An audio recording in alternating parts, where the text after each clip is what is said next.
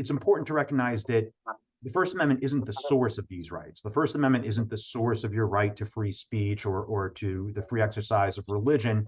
It's the source of protection for those rights.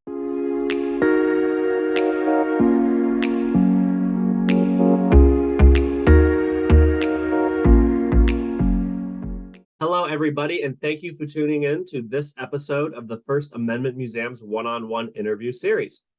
I'm Max Nospish, the manager of visitor experiences here at the First Amendment Museum.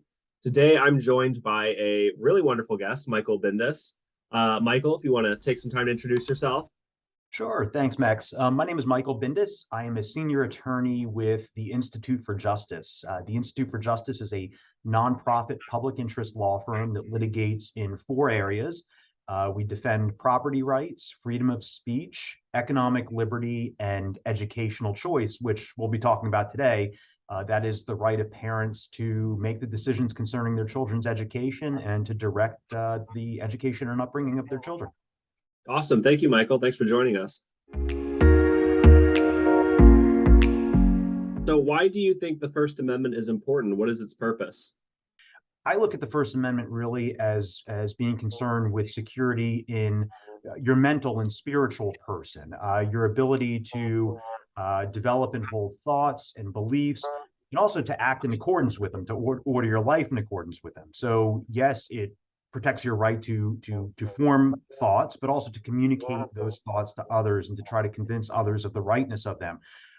It protects your right to hold religious beliefs and to order your life in accordance with those.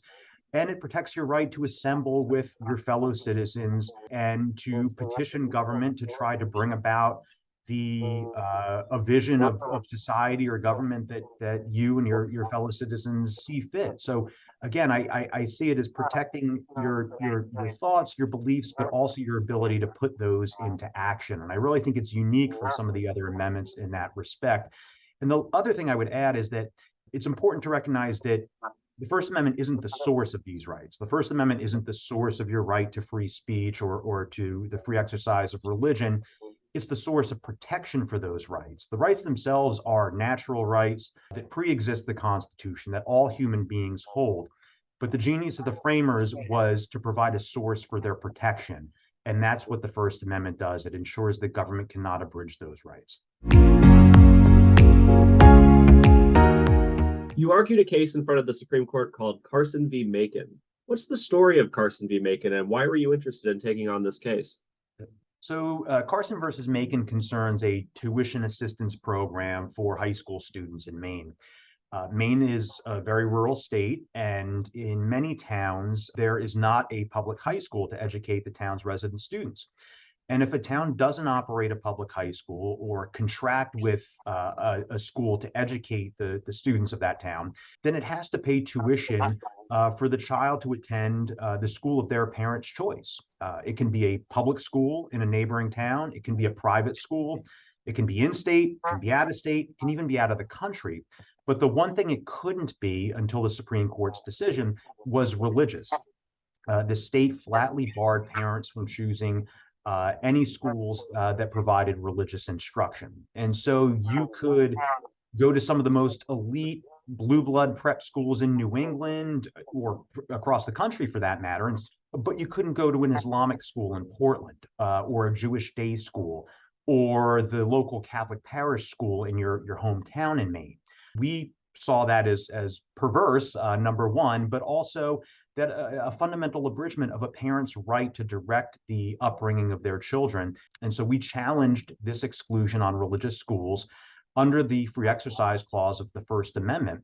And we litigated that case up to the U.S. Supreme Court. And in July of 2022, the Supreme Court ruled in our client's favor.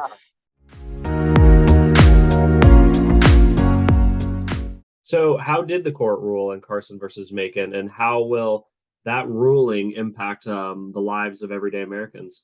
Well, the court made absolutely clear that when you have a public benefit program like Maine had, this tuition assistance program, government can't penalize families, beneficiaries of this program, because of the choices that they make concerning religion, because they desire religious education for their children. That ruling really removes a longstanding argument that opponents of parental choice in education have made. Opponents of parental choice in education have long argued that you can't have programs that provide financial aid to children, at least not insofar as they allow parents to select religious schools for their children, because allowing religious options in these programs would violate either the federal constitution or state constitutions.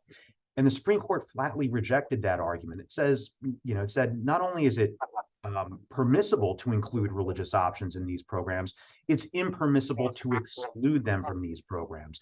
And in ruling in that way, the Supreme Court has really paved the way for greater school choice in the United States.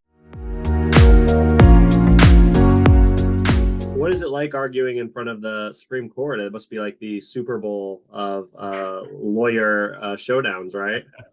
It's terrifying, as I've never played in the Super Bowl, but I imagine that would be terrifying too. It's terrifying. You're before 9 of the greatest legal minds in the country, and of course you want to do a good job advocating for your client, and that can be somewhat intimidating. But it's also humbling to know that as an officer of the court, as an advocate for your client, you're playing some role in the judicial process in resolving, in this case, a fundamental question of First Amendment law, and knowing that you're arguing before 9 justices who are all doing their best to try to make sense of and apply the First Amendment is really a humbling experience, and one that I was very, very fortunate to get the opportunity in my career, and I'm very, very grateful for it.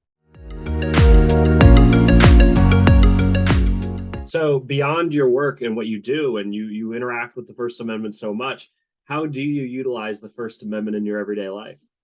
The First Amendment plays a role, in my life every day and in every facet of my life. Just this morning, my daughter started her first day in high school, and my wife, Tanya, and I have chosen to send her to a Catholic high school. We sent her, and her brother continues to go to a Catholic elementary school. And it's the free exercise clause of the First Amendment that protects my right and my wife's right to direct the religious upbringing of our children. And then in my professional career, the First Amendment protects the right to petition government for a redress of grievances. And that is what I have the privilege of doing for a living, helping citizens whose constitutional rights have been abridged by the government. I help them petition the courts. So I use it every day, and it's in every facet of my life. Michael, thank you so much for joining us. We appreciate you taking the time to participate in this episode of our series. Is there anything you want to promote, get out there, say, anything? No, I think I appreciate the opportunity to chat with you, Max, and also to talk about the importance of empowering parents to make the educational decisions concerning their children's future, even if it's not the first thing that folks might think of when they think about the First Amendment. It's still an incredibly important right, and I appreciate the opportunity to chat about it. Awesome. Thank you so much. Thank you.